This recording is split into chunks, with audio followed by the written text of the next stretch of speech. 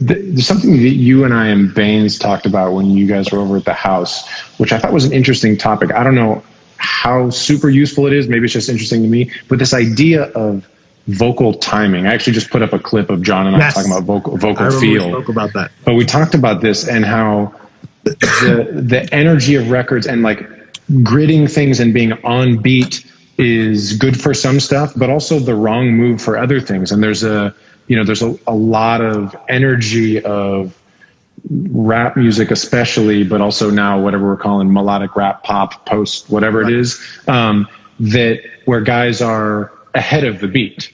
And sometimes it's jarring. And in addition to being jarring, though, sometimes it's very exciting. I mean, we talked about like Rich the Kid is this way, Yachty is this way. But I even look at guys like Jack White from the White Stripes in the 2000s, like these guys that are deliberately, and whether it's deliberately or whether it's just their feel, I mean, being off time, but if they're ahead in the same way the whole time, there's something exciting about that. I mean, I feel like we talked about it for like a half an hour. No, because there's a certain, but I think it's a really important topic. There's a threshold. There's like a threshold. Like there's a place where it sounds like, okay, there's a gray area where it's all correct. It doesn't matter if it's here. It's correct within this gray area. But then when it gets outside of that gray area, being too off beat or too on beat, all that is a feeling thing. You know what I mean? Like with NBA Youngboy and shit, like they rap more ahead of the beat because it creates this what's it called? It creates this urgency, you know, like this exciting urgency. Absolutely, they're on top of it. They're all, you know what I'm saying? But with some stuff, and you, when you hear that, you're not bothered by it, even though it may be ahead or whatever. You're not bothered by it. Like, oh, that shit sounds off. You're like, oh shit, he's riding it in a certain way. But once they get off of it, and some people do it too much, like Rich the Kid does it too much sometimes, and you know what I'm saying. So like, that's the thing, is finding, and some artists do it perfectly where they're off, but they're doing it in the perfect way where it doesn't sound off. They're always in the gray area, essentially.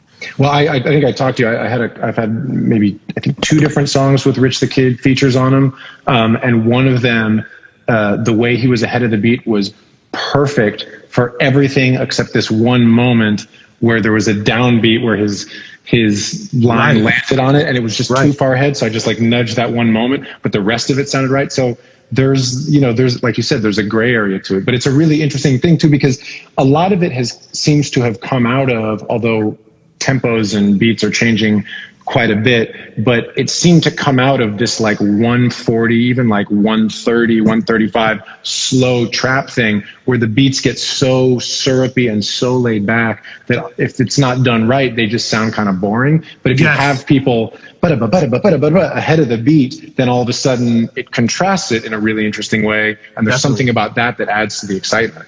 Definitely. But that, what you're talking about, that's still within the gray area. Yep. It's definitely, because it's still, now you've picked it up. There's definitely ways that people ride the beat. It could be a slow beat, but if the way the lyrical and the melodies and the cadences are coming over it, it can actually make the record seem faster and more exciting.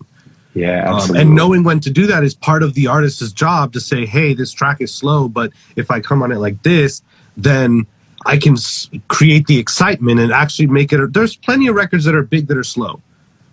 You know what I'm saying? It's just about how the artist was on it that made it happen.